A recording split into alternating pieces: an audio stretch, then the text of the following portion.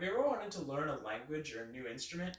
Maybe you found a topic that interested you that you want to delve deeper into, or you just want to learn a concept from one of your courses ahead of your peers.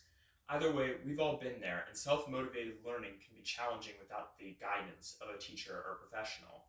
Oftentimes, the task can seem so daunting that we choose not to do it at all or to put it off indefinitely. However, it's not as complicated as it might seem, and in this speech, I will explain how you can do just that by planning ahead, using effective learning strategies, and committing ideas to memory. First of all, when you're planning ahead, there are two main aspects of that: setting goals and setting a time aside to achieve those goals.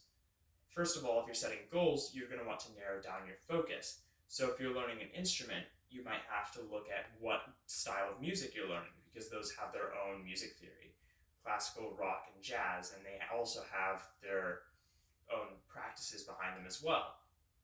And if you're learning a language, you're probably going to be focused on common constructions or set phrases that are common. In addition, you might want to learn ahead, and that has proven benefits. According to a CBE Life Studies article by Moravec et al. In September of 2010, actively learning before a lecture can increase one's test scores on pre-studied material by over 20%.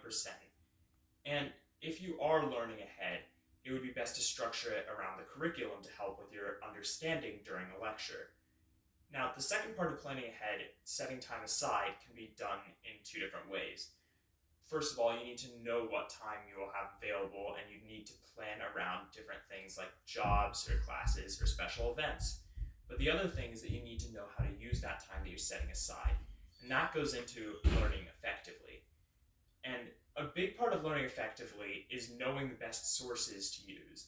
So in general, you'd want to use learning-based sources and reputable sources rather than encyclopedias, because encyclopedias are more broad and don't give the necessary rigor.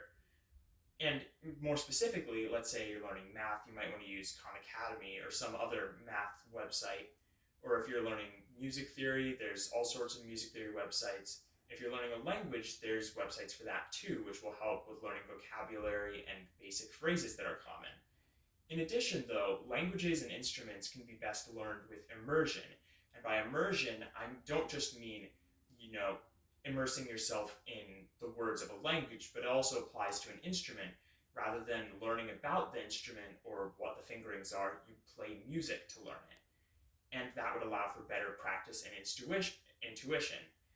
More specifically, though, according to a paper titled "The Approach of Learning a Foreign Language by Watching TV Series," watching TV in a target foreign language can significantly increase one's knowledge of and understanding in that language.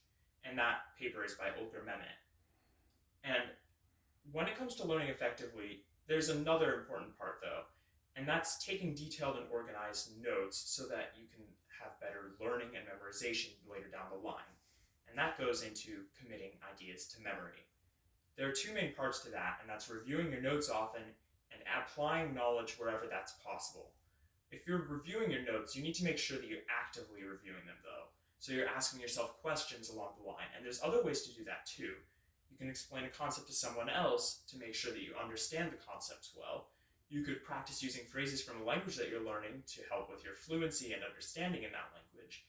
And you can think about your instrumental piece when you're not practicing it if you're learning an instrument, and that will help with the practicing process.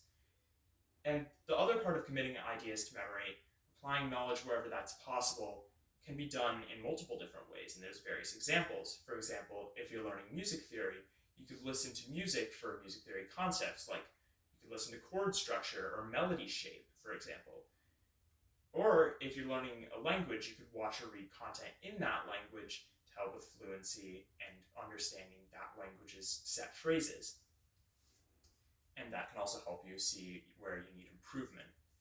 So to conclude, while learning something new on one's own can seem daunting at first, by planning ahead, using effective learning strategies, and practicing effectively, or practicing or studying, we can better partition those large goals into smaller, more achievable goals.